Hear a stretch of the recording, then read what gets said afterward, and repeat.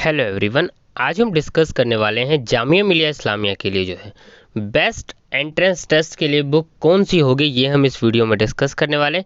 किसी भी कोर्स के लिए आपको बुक कैसे सेलेक्ट करनी है ये हम इस वीडियो में बात करने वाले हैं। आपके कोर्स की बुक मार्केट में अवेलेबल है तो आपको परचेज करनी है या नहीं करनी है ये हम इस वीडियो में डिस्कस करने वाले हैं। तो एक एक करके जो है हम सारे टॉपिक्स के बारे में जो है बात करने वाले हैं, चाहे यूजी कोर्स हो चाहे पीजी कोर्स हो, ठीक है, चाहे डिप्लोमा हो चाहे पीजी डिप्लोमा हो।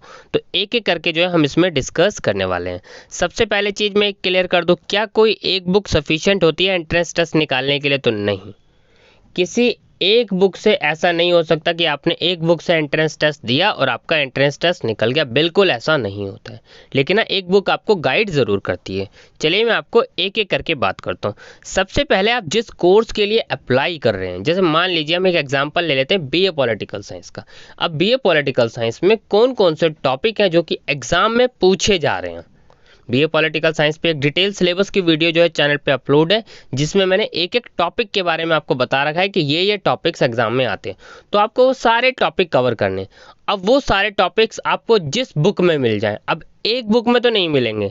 देखिए जामिया मिलिया इस्लामिया के लिए 2 से 3 बुक है जो कि आपको मार्केट में जो है अवेलेबल मिल जाएगी। मैं पहले वही नाम बताया। तो एक तो है शफीकुर रहमान की, जिसको हम शफीक गाइड के नाम से जानते हैं, ठीक है। एक आपको मिल जाएगी कॉन्सेप्टम की और एक आपको मिल जाएगी आर गुप्ता जी की। अब देखिए यूजी कोर्सेज के कई सारे अगर हम बात करें, जैसे बीए पॉलिटिकल साइंस के लिए, बीबीए के लिए, बीकॉम ऑनर्स के लिए, बीएचएम के लिए जो है, बीटीटीएम के लिए, लगभग सब कोर्सेज के लिए जो है एक ही बुक आती है, कॉन्सेप्टम की भी और शफीक गाइड। अब ये सारे कोर्सेज का एक ही बुक है। अब आप देखेंगे बीए ऑनर्स हिस्ट्री का, अब तो वो CUET में चला गया है, वो तो CUET के थ्रू एग्जाम होगा। लेकिन ऐसा तो है नहीं कि एक ही बुक में सब, लेकिन हाँ सिलेबस लगभग सबका सेम है, लेकिन क्वेश्चन पेपर का जो लेवल है वो कहीं ना कहीं डिफरेंट है। और जैसे 2021 में हुआ था बीकॉम के पेपर में, बीबीए के पेपर में क्या हुआ था, किस चीज़ से रिलेटेड के क्वेश्चंस आ गए थे? कॉमर्स से रिलेटेड। तो यानी जिस बच्चे का कॉमर्स बैकग्राउंड नहीं है वो बच्चा तो वो क्वेश्चंस नहीं कर पाएगा। पहला तो ये दिक्कत हुई। अब देखिए बात करते हैं कि आपको करना क्या है। सबसे पहली चीज़, आपको अपना सिलेबस जो है डिटेल में नोट डाउन करना है।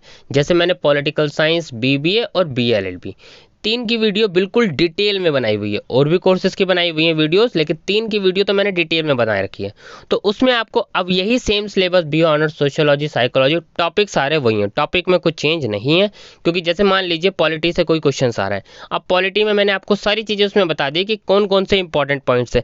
जैसे एक क्वेश्चन फंडामेंटल राइट से आता ही आता है, एक क्वेश्चन फंडामेंटल ड्यूटीज, आपको पता है 11 फंडामेंटल ड्यूटीज है। या तो क्वेश्चन पूछ लेगा कि टोटल फंडामेंटल ड्यूटीज कितनी है, वो क्वेश्चन आ गया।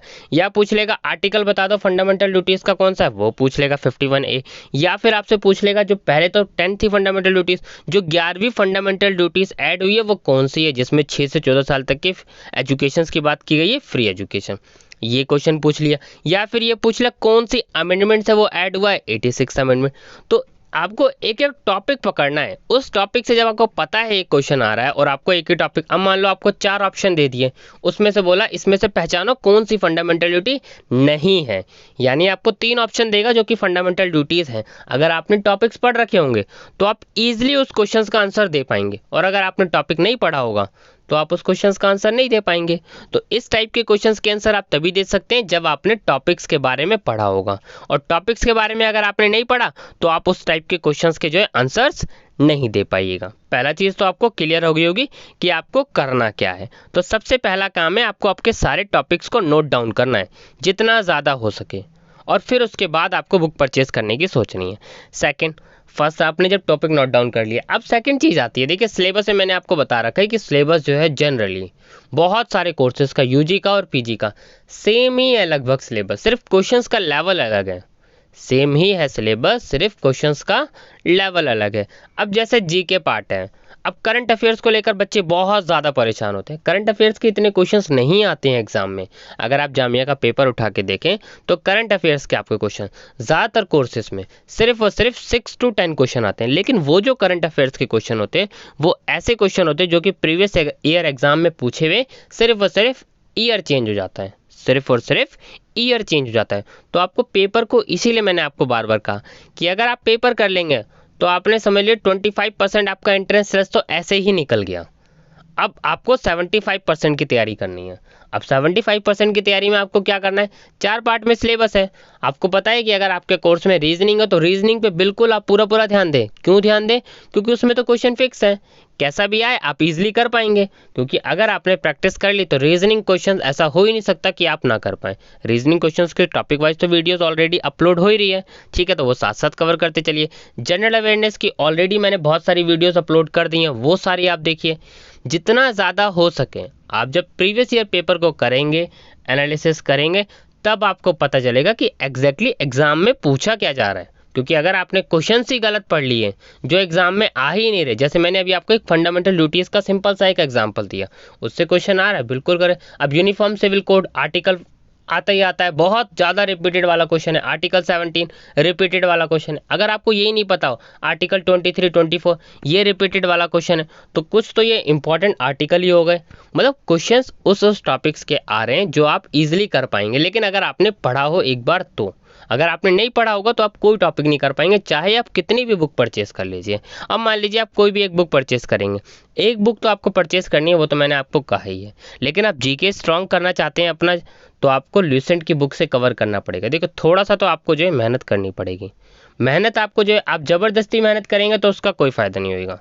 उसको आप इंटरेस्ट लेके पढ़ेंगे तो आपको पढ़ने में भी मज़ा आएगा और आपका इंटरेस्ट ईजिली निकलेगा भी। बर्डन नहीं लेना है आपको, बस ये सोचना है कि हाँ बिल्कुल टॉपिक्स का रीजनिंग करेंगे, आपको टॉपिक करने में रीजनिंग में मज़ा आएगा। मैथ्स करेंगे, मैथ्स के बेसिक्स है, ऐसा नहीं है कि मतलब जो है 10th 11th 12th की मैथ है, नहीं, बेसिक क्लास 8th स्टैंडर्ड तक की ही मैथ्स आती है, तो ये टॉपिक चूज़ कीजिए। तो इस तरीके से सबसे पहले आपको टॉपिक्स को बांट लेना है, और जब आपने टॉपिक्स बांट लिए, अब आपने देख लिया कि ये सारी चीज़ें पढ़नी है, अब आप बुक परचेज करिए। आपकी बुक मार्केट में अगर अवेलेबल है, देखिए अरिहंत की भी बुकें आती हैं। पहले नंबर पे रखना है कि अगर आपके कोर्स की कॉन्सेप्टम की बुक आती है तो वो आप परचेज कर लीजिए।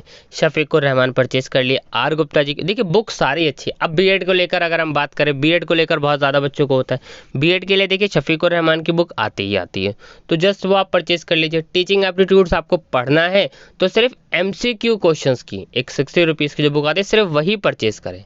MCQ आप जितना ज़्यादा प्रैक्टिस करें, पेपर में देखेंगे जो क्वेश्चन आए हुए प्रीवियस ईयर से बहुत रिपीट हुए हुए, और जैसे क्वेश्चन उसमें पूछे गए हैं आप देखेंगे, जैसे क्वेश्चन टीचिंग एप्टीट्यूड के जो है उसमें पूछे गए, अगर आप एज अ टीचर सोचेंगे तो आप उसके आंसर्स दे पाएंगे।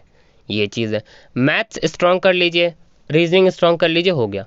अब बीएड स्पेशल एजुकेशन को लेकर बच्चे पूछते हैं। अब बीएड स्पेशल एजुकेशन में अगर आपकी रीजनिंग और मैथमेटिक्स स्ट्रॉन्ग हो गई तो आपका एंट्रेंस टेस्ट तो वैसे ही अब 50% निकल गया, क्योंकि रीजनिंग और मैथमेटिक्स बहुत बच्चे नहीं करके जाते। और कट ऑफ देखेंगे उसकी, कट ऑफ बहुत कम रहती है। अब क्यों कम रहती है, यही रीज़न है।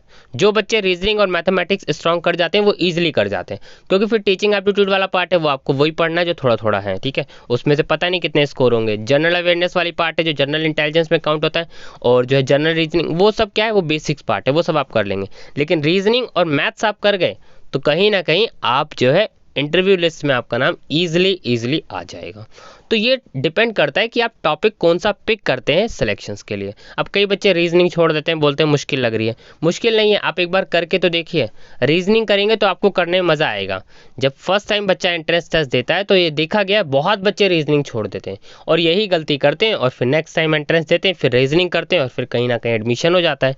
तो आपको ईयर क्यों वेस्ट करना है, आप फर्स्ट टाइम में ही अपना एंट्रेंस टेस्ट निकालिए, ठीक है। तो आपको इस तरीके से बुक चूज़ करनी है। मार्केट्स में जो बुक अवेलेबल है जहाँ आपको सारा इन्फॉर्मेशन मिल जाए, सबसे पहले पेपर ज़रूर कीजिए। पेपर करने के बाद डिसाइड कीजिए आपको बुक कौन सी परचेज करनी है, ठीक है। बाकी कोर्स वाइज वीडियो चैनल पे अपलोड है, वो वीडियो आप देखिए, आपके डाउट्स जो है क्लियर हो जाएंगे। उसमें पर्टिकुलर बुक के बारे में बता रखा है मैंने, सिलेबस के बारे में बता रखा है, ठीक है। Thank you.